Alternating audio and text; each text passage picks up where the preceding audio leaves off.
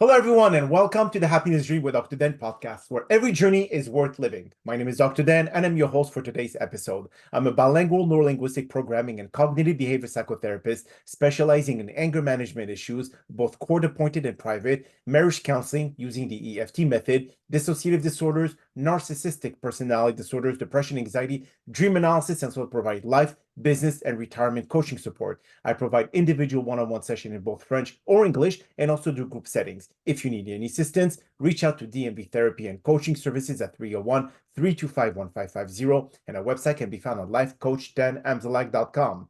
Today, I'm very excited to have for our fourth episode of season 21 a very special guest and hypnosis expert, Sheila Wenger. And just like every of my past episode, I will leave it up to the guests to properly introduce themselves, as no one can do a better job. Sheila, the floor is yours. Okay, hello there. It's a pleasure to be here.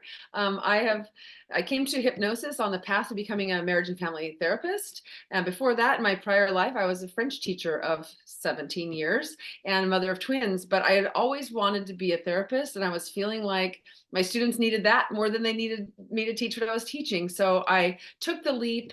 And in my journey towards marriage and family therapy, I had to study hypnosis, and it just blew my mind. And so I immediately applied to become a student of hypnosis. And when I got that certification, I felt that I was immediately able and ready to change people's lives quickly. So I opened a practice before finishing my marriage and family therapy license. And in 1 year, I was able to totally replace my teaching salary plus and without advertising. And the reason was I was changing people's lives quickly and permanently. And so they just would tell everybody about it, and they were flooding me with clients, and it's continued to prove to me that it is what I thought it could be, and that is therapy that is fast, effective, and long lasting to a degree that I can hardly believe when I see it happen in my office. Wow, wow, well, thank you so much, Sheila, for being here today. It seems like we both have something in common. We both speak French fluently, so that's one good thing. So, yes, but are you French originally, or? I am not, and to be honest with you, I'm pretty rusty after having not taught for a while. So I wouldn't call myself fluent anymore, but I just learned it in school, and I taught the beginning levels. So Okay. So, I'm trying to explain to all of our listeners the difference between someone who is a marriage licensed therapist that will deal with all the communication problems that people may have, either using the EFT method, which is emotional focused therapy, and whatever else that could work for them. The hypnosis, do you actually put someone in a hypnotic level where they can actually you basically change the way they think about the communication patterns with their significant other, or they will tell you our problem is this. And then you will basically speak to them by after putting them into a trance, speak to them about their issue. What exactly is Great, it? great question. And every hypnotherapist does this a little bit differently, but I think the reason that I've had such success is because my whole life has trained me on emotional intelligence and studying relationships and the levels of consciousness that we have within us. So the way that I work is I talk with my clients for half of the session. My sessions are an hour and a half to 2 hours long. And in that first half, we are examining what's the trouble, and I'm specifically looking for a belief that they are believing in their subconscious, because they, on the conscious level, much like you experience in therapy, on the conscious level they can often see the pattern that's going on, completely understand it, and even know what they must do to get out of it, but they can't get out of it. So once we know, the way that I operate is that when I can find the belief is something that got laid down from their childhood, from experiences, from what life showed them before their brain was developed. The situation, the environment they were raised in, when their brain is undeveloped, is a microcosm. They believe that that's how the world is and how they must act in it. So if they're not getting optimal nurturing, they have to constantly be working to prevent chaos from happening in that environment. They grow up thinking that that's how the world is and that that's what they must do. Okay. And that program can be running, and they might grow up to be a rational, very intelligent adult who intellectually completely understands how they got to have this pattern and know what to do to stop it, and not be able to stop it, because deep down There's a fear from childhood, from a long time ago, that they're not worth getting that nurturing, getting that loving. So once we know what belief is playing a role, once I know that, then I know what kind of hypnosis I can use to make it easier for them to make the change. Mhm. So, and I have 5 different techniques I use. I was trained in the 5 path method created by Cal Banyan, who's still, I think he's 40 years into using hypnosis. His methodology is extremely effective. But what the hypnosis can do through age regression is the body has a somatic signature that is directly tied to how they felt, how they had to feel when they were a child or a teenager or whatever traumatic experience they had. They're still feeling that way when they're triggered. So when they're in my chair and they're in a trance, they're aware of everything I'm saying, but they're just relaxed. They're not editing and revising and having their own thoughts on top of what I'm doing. I can have them bring up that feeling that they're tired of feeling. And all they have to do is think about the way they feel all the time. And then I'll say, okay, where do you feel that? And they can identify it's here in the body. Then I will use hypnosis to regress to other times they felt that way and then get to the earliest one we can find. That's where the pattern began, and that is where the wound lives in their body. It's as if that 2-year-old them, sometimes infant them, sometimes 12-year-old them, is still not healed from this experience because they had no way to process it. So once they're in that state of reliving it, Mhm. I can help completely heal it in the body by what happens is there's the adult in my chair and there's the little one reliving it. And they start to have a dialogue.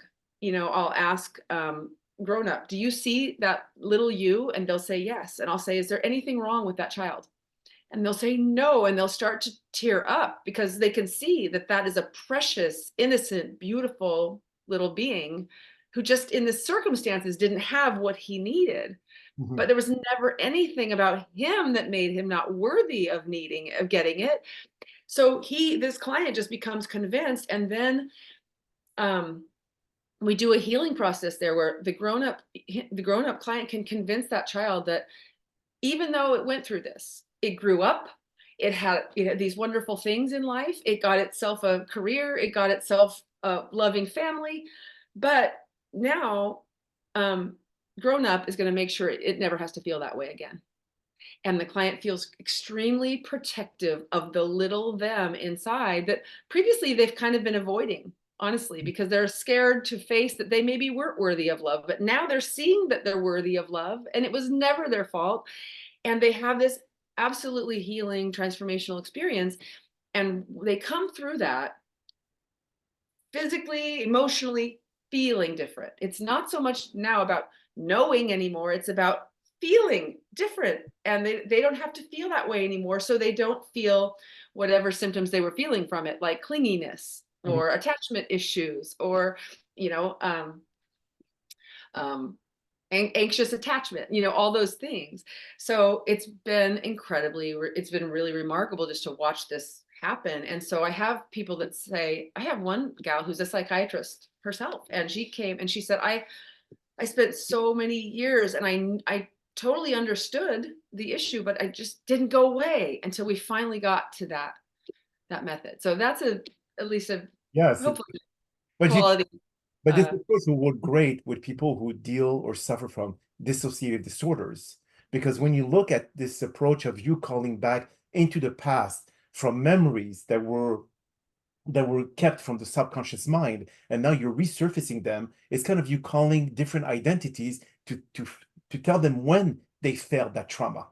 Yes, absolutely. And, I had one client who her mother had her to keep the boyfriend. She got pregnant to trap the boyfriend. And then when she had my client, the boyfriend loved the baby and she was jealous of that. So then she started being angry at her own child, my client. And she said that for her whole life, she had abandonment issues and she could never make a relationship work. And we did that session, and right at the end of it, she looked at me and she said, I feel like my soul has been locked away in a box my whole life and I just got it out. So you're talking about disassociating with the self that wasn't loved and lovable and was traumatized. She just got in touch with her again in that experience. So absolutely, it has the power to do that. But those feeling of abandonment, do they resurface if they do not constantly do hypnosis?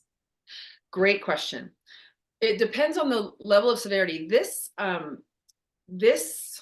methodology, the age regression technique, dramatically relieves that feeling, but without some kind of ongoing awareness that they're still susceptible to it.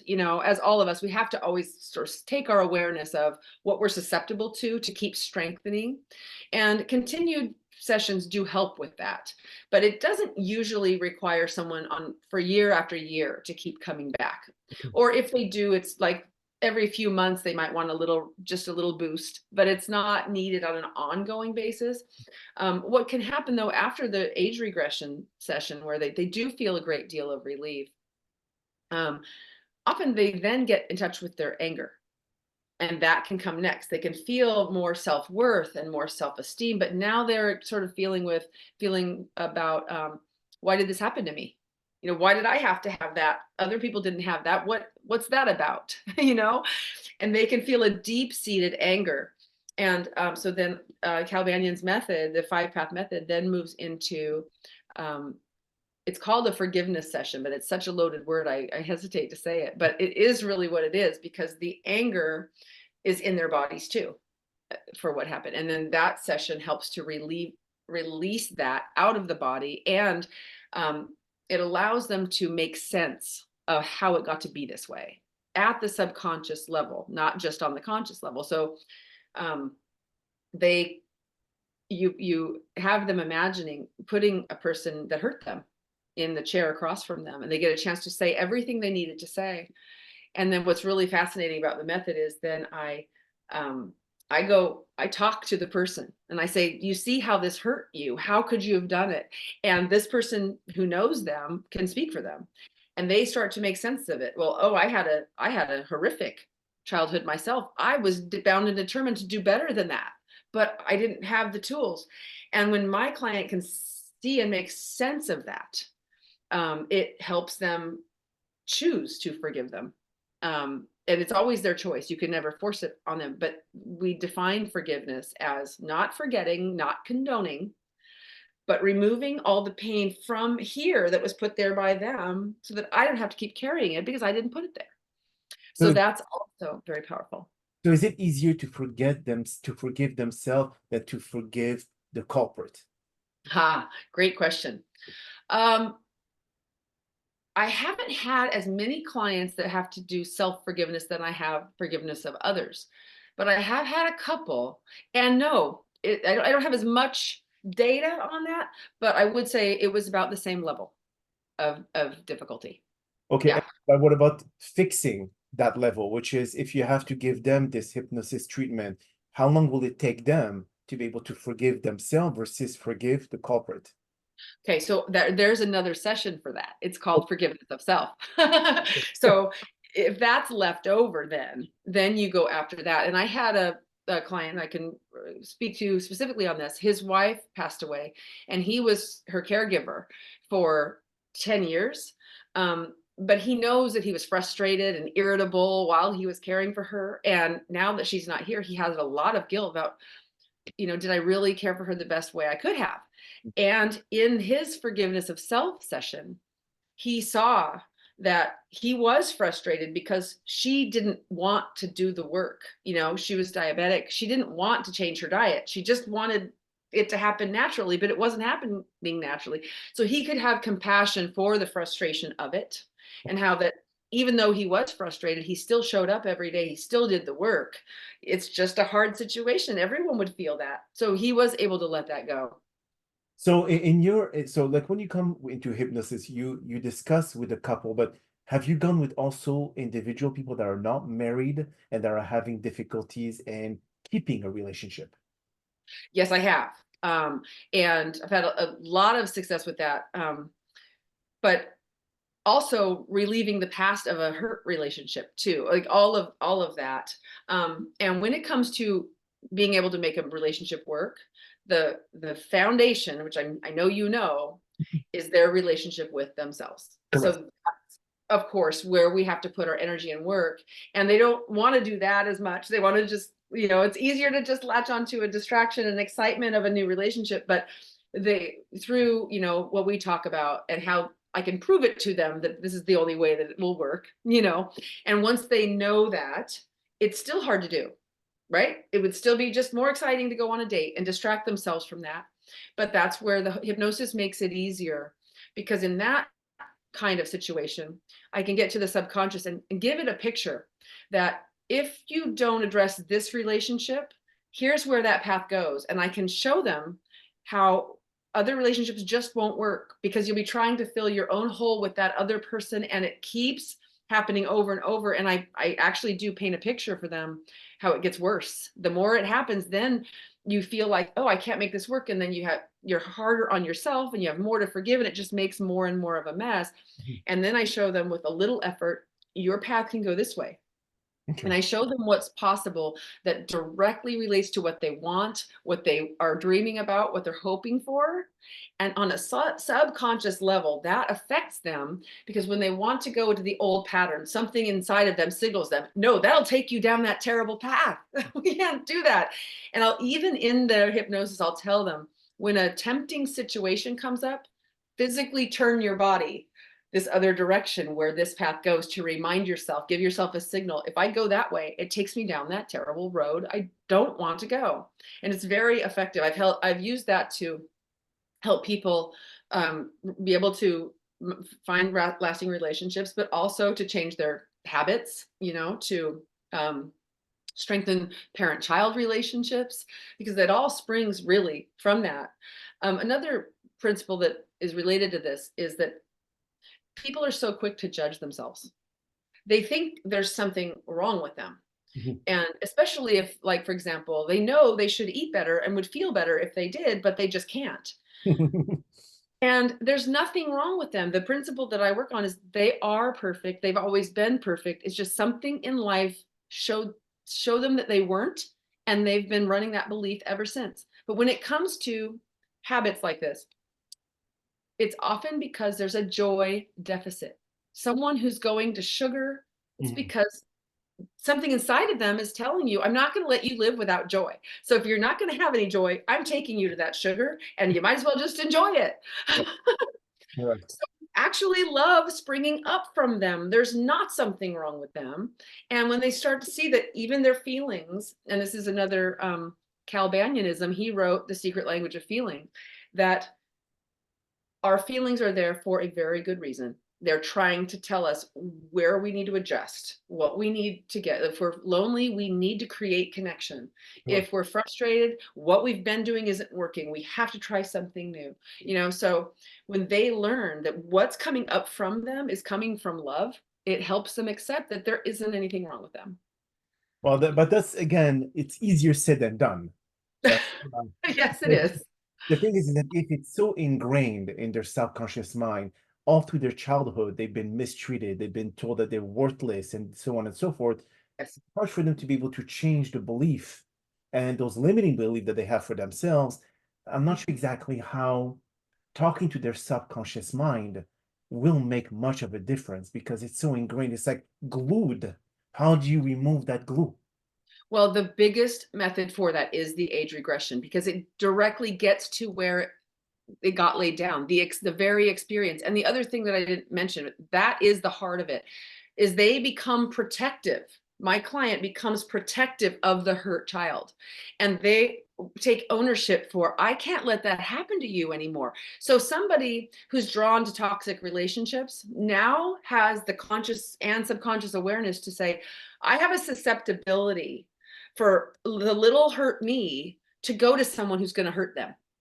They're Mhm. to be attracted to someone who's going to hurt them. So it is now my responsibility to take all of the parts of myself with her, with him, so that I will reassure that hurt self that if it's going to be love, it will develop slowly and stay interesting. So you don't need to rush at it, cling to it, because it won't go away.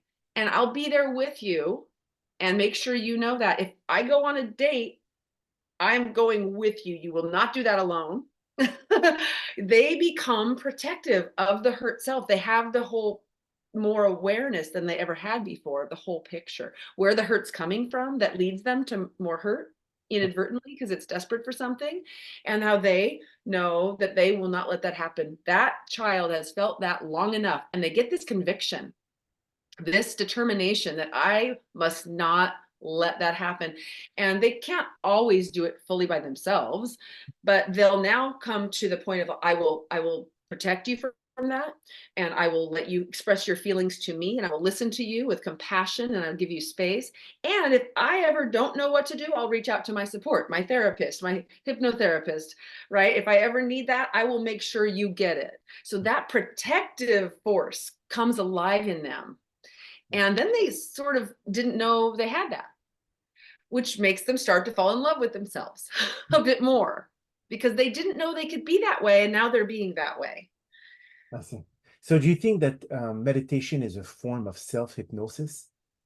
Yes, I'm glad you bring up meditation. Meditation's huge, and there are other methods that work too. But the reason that it's so powerful is it moves us into awareness Okay. of all the things operating inside of us rather than just being them, flying around, being pinballed by this pinball machine. We now step back and we can see what's happening while it's happening. We might still feel sad, we might still feel shame, we might still feel clingy, but now there's us going, oh, there's that clinginess, there it is, what do I need? Mhm. So it gives the separation that they need in order to be able to assess their own situation and give themselves what's needed to get through it. It's vitally helpful. So Anything that moves us into awareness like that. if you could explain, listeners, what is, because I'm sure that a lot of them are just so curious to see what a hypnotherapist can do. How do you bring someone into that trance? How do you bring someone into closing their eyes and fully trusting you that you're not going to be able to mislead their subconscious mind into believe something completely different? Yes, it's such a great question. Well, as I told you, we talk for 45 minutes before. So I've built a relationship there with to a very, solid degree. They can feel my intent. And I'll ask them before we go into the hypnosis, I'll say, are you nervous at all? And sometimes they'll say yes. And I'll say, is there anything you're nervous about? And they'll say, well, a lot of times they say, I'm afraid I won't be able to be hypnotized. They rarely, after being with me for 45 minutes, don't trust me. They can tell that I am here to help. My whole life's work is this, right? So they can usually tell, but sometimes because of their own past mistrust issues or harm or whatever, if they're still reluctant, I'll do this. I'll say, well, your heart knows. Mhm. So go in and check in with yourself and ask yourself, do you trust that I have nothing but the most pure intent to help your life? Ask yourself that and then they will do that. And then I'll get someone who is nervous and they'll go, yeah, no, I do. I trust you. So I won't put them in the chair until they feel comfortable because it won't do any good. Right. Now, they don't have to be super like, oh, yes, I can't wait. But they do have to find that they trust me. And then still, a lot of them don't think they'll be able to be hypnotized. And this is just fun for me because I've never not been able to hypnotize somebody. um, and what I do, and I do not follow a script either. There's some things I always do, but I usually make those up. Okay. But I'll just have them notice different things so that, like, they'll notice, for example, the chair beneath them and how it has the absolute ability to hold their body for them. They don't have to do anything. So just release any muscle tension and accept the support of that chair and feel what it feels like to feel absolutely unconditional support under your body and get better at receiving that. So many of my clients have been trained to give, work so hard for life to work that just letting them receive and telling them that that's a new skill that they want to get better at. So then they do, like, oh, I've never really done that before, just sunk into a chair and accepted the great feeling without having some tension. And then I'll put their attention on something else. Near my window, their cars go by, and I'll say, those sound a lot like ocean waves. And I'll have them think about the ocean and watch how it comes in and it always goes out, and how predictable and how reliable that is. And I kind of just give them something like appreciating that it'll always come back, and that there are forces in life that always give back. And we're going to tune into those beautiful, peaceful things for them to focus on. And then I have, of course, deepeners. All hypnotherapists have deepeners. I'll count. I'm going to count from 1 down to 5, and and I'll do this thing like deeper and deeper, fading away to nothing. And that one really works. They just like, okay, yes, I'll go with. So that, and if some people take longer than others, then I just use more deepeners, and that's no problem. I'll just take as long as we need to. And I make my sessions really long, so I never have to be really confined to time. I'll make them 2 hours. I always can finish within 2 hours. So that really works. And then once they're in that state, I just can do so many different techniques that will get to the source of their pain, and also the source of their passion and their inspiration. It's not just the difficult stuff. It's also showing them what's possible that they might have let go of. And sometimes you'll be doing that. I'll say things like, with this little effort, with this new building the skill of caring for you, paying more attention to your own feelings, it takes you here. And when I paint them a picture of the things they really, really want in life, and they see how they're going to become possible, sometimes they're just lighting up. They're just, you can tell their posture is changing. This is energizing their bodies, and they're loving it. They're basking in this. So, and you mentioned self-hypnosis earlier. Many of these tools we can do on our own on a daily basis. They're not maybe as powerful as when we have 2 people working together, but they are very powerful. We can tap into our own inspiration by dreaming. Right. Mhm. And like people who procrastinate, I tell them, don't ever write your to-do list until you've dreamed Okay. and been inspired by where you want to go in life. That will give you all the energy you need, because if you really dream and imagine your best life, the next thing you want to experience, you'll find your body will respond to the mind and just be bolt upright, lighting up like a Christmas tree. And then you say, now employ your left brain to go make that, go write that resume now, go clean that room now. It will do it if it has a dream it's working for, but try to do it without that.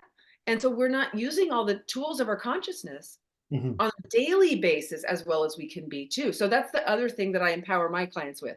I give them the tools to use those consciousness tools on their own, so they're getting stronger at them on their own, so they won't always need to come back to me.